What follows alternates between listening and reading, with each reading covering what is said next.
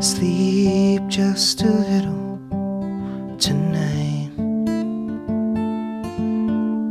Dream just a little tonight.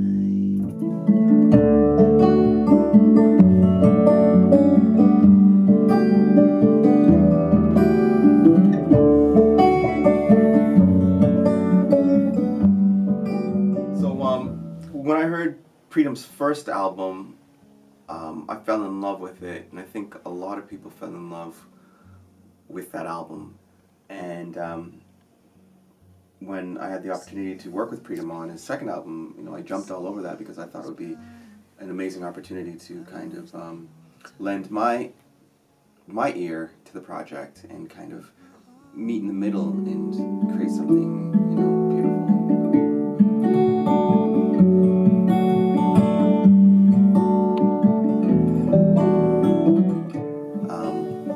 The great thing with working with Preetam is he's, you know, just put up a mic and let him sing.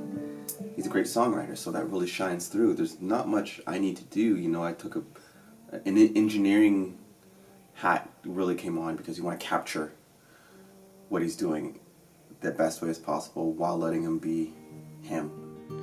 May you walk with the wind at your back, love, and I will follow.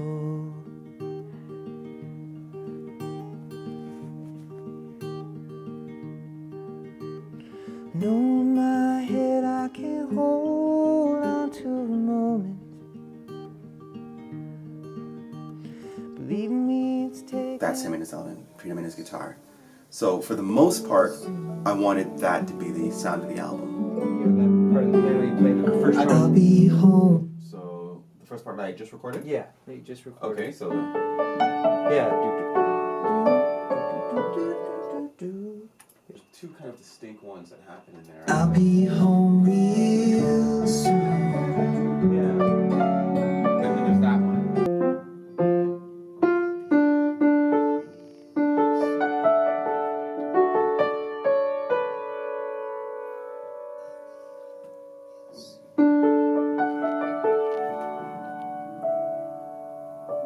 And I think that we had a lot of fun kind of going through that process basically of adding, removing, experimenting, and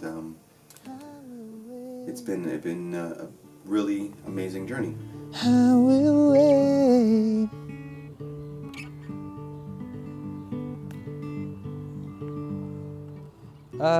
Yeah, this guitar and I, we go back a lot of years now, and it's, you know, it was cheap. I've had it forever, and I couldn't play it on stage for a long time.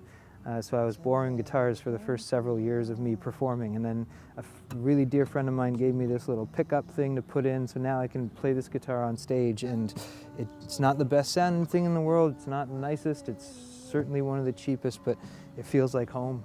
I guess I could say I called it patience because it came from a long road of me having to get here.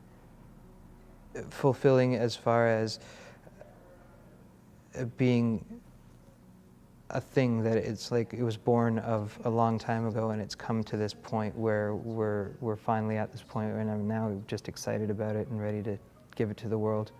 And the way that Slakah's worked on this project, what we've done together is I just wrote songs, and he had this magic that he brought in his wizardry and brought it all to life, and it was so much fun to do this project with him. And you know, he pushed me in certain directions that I didn't know I would go, and that if I were working with somebody else, I wouldn't have been comfortable taking those steps. You know, and we got to these points, and then we looked at it and we're like, yeah, that kind of works, and we were excited about a lot of stuff. So there are some special songs in this one for sure. Like I wrote Dear Alice for a couple that I know who got engaged, and they had this old-fashioned romantic love story, and I thought, what's more old-fashioned and love story-like than letter writing? So I wrote the song in the form of a letter from a songwriter to his sister. It's naive to think that love can last forever.